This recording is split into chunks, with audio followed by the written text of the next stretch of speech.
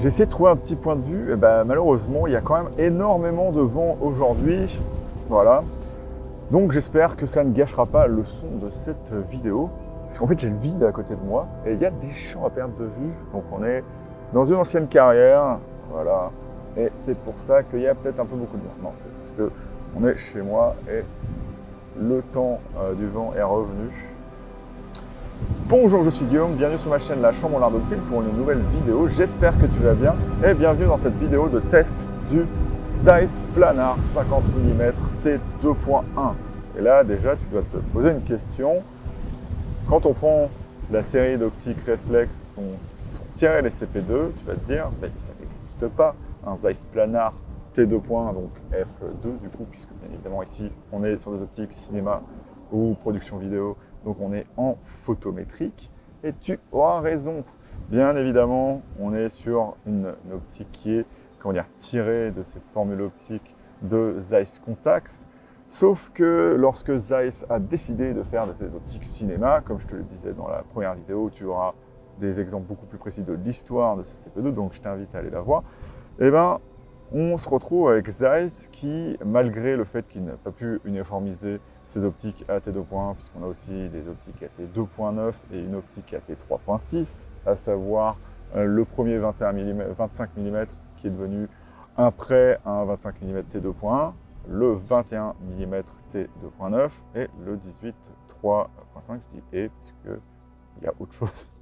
Il y a le 15 mm T2.9, mais qui apparemment vignette sur les côtés, donc n'est pas vraiment une optique plein format, donc à vérifier. Mais la source que j'ai prise indiquait ça.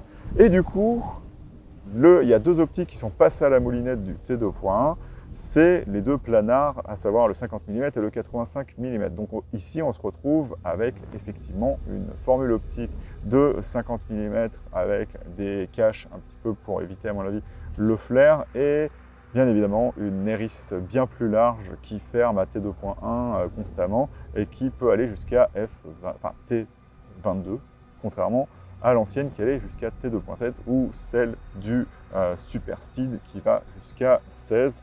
Donc on reste sur sur ce diaphragme à 16 lamelles, 15 ou 14 je crois.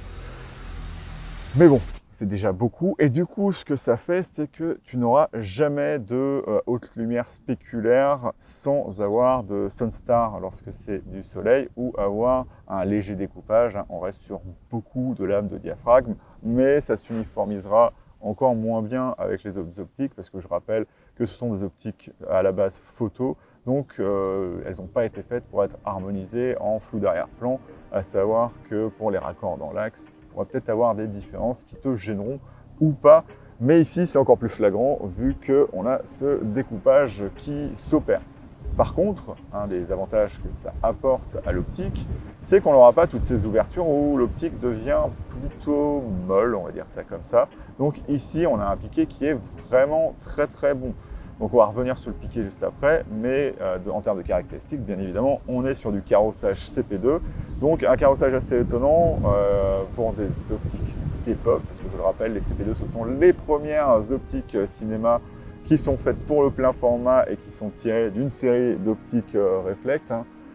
Et pour ça, certaines personnes les détestent alors qu'elles sont vraiment très très bien. Mais par exemple, il y a aussi les optiques Sigma qui ont été détestées pour leur degré de rotation de bague qui n'était pas assez élevé, alors qu'aujourd'hui on veut quelque chose qui puisse être à la fois run and gun et à la fois être mis sur un follow focus. De ce côté-là, les CP2, ça fait partie de la gamme classique, à savoir qu'on va avoir 300 degrés et donc ça fait que c'est un petit peu beaucoup. Lorsque tu essayes de les opérer manuellement à la main, tu auras des petits à-coups ou sinon il faut bien connaître ta plage de distance en moyenne distance vu que la bague est linéaire.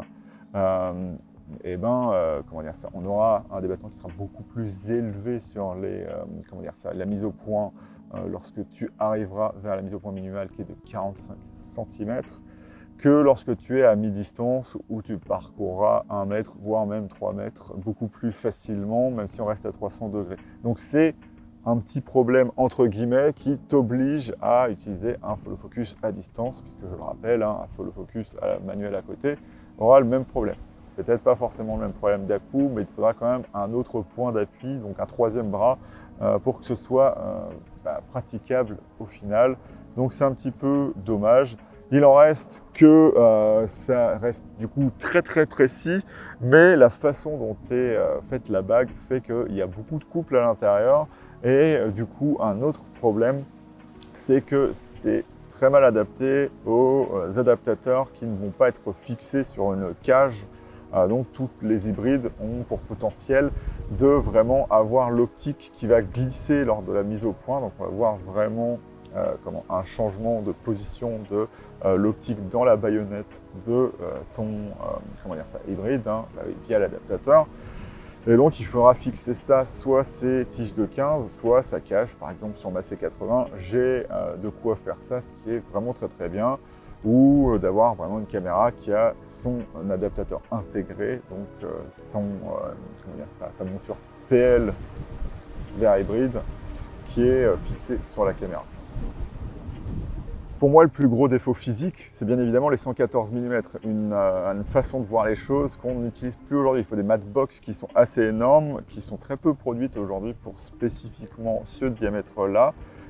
Et du coup, c'est un peu dommage. Je le rappelle, hein, pour ceux qui viennent d'optique photo, on n'a pas de pas de vis sur l'optique. Et donc, il faut forcément un adaptateur pour une matbox, quitte à remettre un filtre dessus directement. Donc c'est quelque chose d'un petit peu dommage. Après, certaines caméras cinéma permettent d'aller jusqu'à 8 voire 10 stops de ND, donc ça aide. Par exemple, j'ai pris spécifiquement ces optiques pour ma C80 parce que je sais que je peux utiliser mes filtres ND intégrés, mais c'est beaucoup moins simple lorsque j'utilise par exemple mon S5 Mark II X qui est ici. Donc fais bien attention à ça. Et si j'ai acheté une C80 et que ça reste des optiques rentables, entre guillemets, c'est que par rapport à d'autres optiques d'occasion qui sont carrossées de la même façon, on est sur des optiques qui sont vraiment pas chères. Hein. Avoir un 50 mm à 800 € d'occasion de cette époque-là, c'est vraiment quelque chose de très très intéressant. À savoir que l'intérêt premier de ces optiques-là, c'est le carrossage qui est vraiment exceptionnel. Et du coup, peut-être que ce qui te fait plus poser la question, c'est la qualité optique. Alors déjà, c'est des très bonnes optiques, mais elles ont un gros défaut qui déplaira à pas mal de gens. Donc autant en parler tout de suite. Et comme n'importe quelle optique du 7, on va avoir des aberrations chromatiques qui peuvent être des fois problématiques. Donc moi, j'ai eu le pire cas possible, hein, à savoir un ciel très très laiteux et donc qui laissait vraiment apparaître très très bien ces aberrations chromatiques. Il faut savoir que bien évidemment, c'est vraiment apparent lorsque tu as beaucoup de contraste, mais par exemple si tu filmes à travers la forêt comme ça avec une exposition qui même coupe les hautes lumières, donc tu atteins plus que ton 90 ou 100%, eh ben, tu n'auras pas toujours non plus des aberrations chromatiques. C'est dans certains cas particuliers, c'est ta façon de mettre au point. Donc moi je te dirais fais attention, parce que j'ai des exemples ici qui montrent qu'on en voit vraiment beaucoup, surtout que l'optique est très très piquée. Faut par exemple éviter de prendre des arbres à plus l'infini qui sont vraiment ciselés sur un arrière-plan qui va être très très blanc.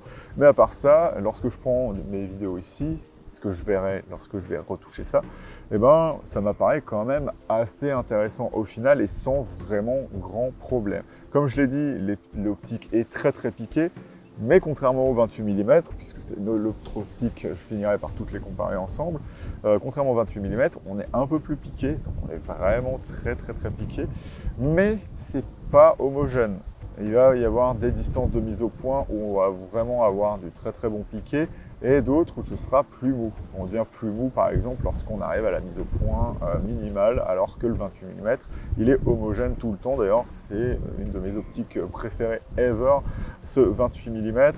En niveau flair, on va être sur quelque chose de à peu près pareil que le 28 mm. On est sur le même T-Star coating qu'on avait sur le 28 mm, donc de la même époque, hein, à savoir que T-Star, comme je vous l'ai déjà dit, ça veut juste dire que c'est du revêtement Zeiss. On ne dit pas quel T-Star c'est, mais il faut s'imaginer que lorsqu'on a un CP3, on n'a pas le même T-Star qu'on avait lorsqu'on était sur un CP2, que sur les Nano Prime aujourd'hui, on n'a pas le même T-Star qu'on avait aussi sur les CP2. Les flares sont violets, ils sont équivalents et un petit peu différents, surtout parce que bien évidemment on a un 50 mm, donc on zoome aussi dans la focale, donc on aura des plus grosses, des plus gros flares, très bien contrôlés. Au final, il faut vraiment arriver sur le soleil. Donc si tu aimes bien les explosions de flares, ça peut arriver. Mais c'est souvent, la plupart du temps, très bien contrôlé. Il faudra vraiment mettre son optique d'une façon très particulière. Donc ce sera à toi de contrôler le flare, mais si tu veux l'avoir, il sera là. Pour ce qui est du focus breathing, on en aura. C'est une optique réflexe, mais étonnamment, on n'en aura pas énormément. Pour un 50 mm, je trouve que c'est très bien contrôlé. Et c'est la patrouille de France. Puisqu'il y a le meeting qui arrive pas loin de chez moi. Du coup, au final, il est quand même très bien contrôlé. On le voit, c'est des optiques, mais c'est pas la mort. Et suivant, bien évidemment, ta maîtrise de la mise au point et du le placement dans le plan de tes talents ou de n'importe quoi, il se verra plus ou moins, mais c'est pas extrême. C'est un peu plus élevé que sur le 28 mm, mais je dirais que pour un 50 mm, c'est très bien. C'est pas ce que j'aurais par exemple sur mon 50 mm macro. Bien évidemment, un macro, c'est bien plus horrible. Mais voilà, je te mets des exemples. Ce sera à toi de voir si c'est un problème ou pas pour toi. Pour finir, en termes de colorimétrie, c'est vraiment plutôt naturel. Les gens ont tendance à dire que c'est un petit peu vraiment... le revêtement fait qu'on a un côté un petit peu froid. Je ne saurais pas comment vraiment expliquer ça puisque moi je réajuste mes luttes pour chaque objectif. Donc j'essaye d'avoir quelque chose qui soit cohérent pour chaque. Donc pouvoir matcher n'importe quelle optique au final, au moins en termes de colorimétrie, même si bien évidemment il y aura tous les flares et les choses dans le genre qui n'iront pas ensemble et qui changeront la colorimétrie. Ici je dirais que c'est vraiment plutôt naturel et oui ça tourne légèrement vers le bleu, mais ça match pour moi très bien avec des optiques par exemple Canon EF puisque le Super Spectra a le même reflet violet et à peu près les mêmes même façon de réagir. On est un petit peu plus chaud sur Canon, mais bon, ça dépendra de toute façon de ton étalonnage au final. Donc moi, c'est pas forcément des considérations que je trouve très intéressantes. Si tu arrives à avoir quelque chose de cool avec, c'est dû à la fois aux caractéristiques de l'optique, de ta caméra et de ta façon d'étalonner. Mais pour moi, ce que je trouve vraiment intéressant sur ces Zeiss, c'est vraiment le bokeh qui est très doux et à la fois c'est ça qui est assez marrant, les transitions sont douces, mais on a quand même un bokeh un petit peu à l'ancienne, un petit peu ciselé, qui sort un petit peu du commun, qui est un petit peu à l'inverse de ce qu'on pourrait retrouver sur une optique moderne, mais un peu comme le 28, c'est un petit peu un entre-deux. C'est pas hardcore, c'est pas super voyant, c'est assez subtil pour que ça puisse être utilisé à la fois pour des prods modernes et des prods un petit peu plus anciennes, et c'est pour ça que je les trouve intéressantes. En plus du prix. Donc parlons un petit peu de ça. Moi je te dis, je l'ai eu à 800 €, ce qui est vrai. Mais en général, j'ai constaté que suivant les sites marchands que tu pouvais avoir, ça peut aller du kit au double. On peut trouver un CP2 28 mm pour 1000 € ou pour 2000 €. Par exemple, le 25-2.1 que j'aimerais bien avoir, je ne l'ai jamais trouvé en dessous de 2100 €. Ce que je ne peux pas forcément me permettre comme ça en mode allez. Et puis voilà, donc il faut faire attention, notamment bien évidemment à tout ce qui est champignons, tout ça, machin. Alors j'irai pas jusqu'à vous dire que l'optique est nettoyable ou tout ça, mais c'est vrai, c'est des optiques qui sont plus intéressantes. Tu vois, par exemple, si tu te posais la question entreprendre un ZF2, puisqu'il y a la bague de mise au point, sauf qu'elle est inversée, c'est ça qui va être un petit peu dommage sur la Nikon. Un Z2, mais ça t'oblige d'avoir une bague électronique couplée à ton hybride, par exemple, et c'est plus difficile sur les caméras cinéma, du coup, même si, voilà, si tu as une FX6, ça sera pas un problème ou un truc dans le genre, je vais y arriver. Mais du coup, ce que permet cette optique cinéma, c'est que tu peux, déjà les caler beaucoup plus facilement, puisque c'est un système de shim, donc tu as juste à décaler à mettre, tu n'as pas un truc à régler qui est un petit peu plus compliqué et qui sera, un petit peu plus risqué sur les réflexes, parce que là, tu as juste à enlever la monture PL, tu as les shims en dessous, et c'est fini, moyennant le fait de les trouver, comme je te l'ai déjà dit, certainement, à moins que ce soit sur une version différente. Ça se trouve, faut juste faire un petit peu, aller chercher ultra près. Mais surtout, tu peux enlever chaque élément de la formule optique. Alors, il y a des éléments qui sont collés ensemble, donc il faut juste espérer que ce ne soit pas ceux-là qui soient sales. Par exemple, moi, mon 28 mm, j'ai dû enlever les éléments arrière pour pouvoir accéder à ce que je voulais nettoyer, qui était un double élément. Parce que quand je l'ai acheté, il apparaissait bien, mais avec le froid, eh ben, il y a des marques de doigts qui sont apparues, ou de gras, à moins que je ne les ai pas vues lorsque j'ai déballé l'optique, et j'ai réussi à nettoyer ça. Et ce que ça permet aussi, c'est comme ce sont des optiques typées cinéma, de changer le calage interne de l'optique pour lui donner des petits effets particuliers. Donc il faut être un petit peu un professionnel, mais c'est des services par exemple qu'offre Arri, et c'est possible de faire ça sur ces optiques. Par contre, il faut faire attention si tu touches aux éléments de calage, notamment des planars, et il y en a sur les distinguons aussi, j'imagine, eh bien, il faudra aller faire recalibrer ton optique par des professionnels. Voilà. Donc du coup, je vais m'arrêter ici pour ce test. L'optique est vraiment intéressante, surtout pour son prix. Hein. Si tu trouves un CP2 planar T1.5 à 1200 € par exemple, prends celui-là, bien évidemment. Mais voilà, à 800 €, c'est vraiment une optique qui est vraiment très intéressante et qui matchera bien évidemment le reste du set. C'est aussi ça l'intérêt de ce 50 mm. Moi, j'en suis très satisfait. J'espère que toi aussi, tu le sauras. Et donc, je vais te dire salut et à bientôt dans la chambre noire de Goupil pour une nouvelle vidéo avec la patrouille de France qui repasse. Et vous ne verrez pas, ils sont par là-bas. Vous ne voyez pas qu'il y a un trou ici, là. Voilà. Voilà. Donc c'est pour ça qu'il y a du vent.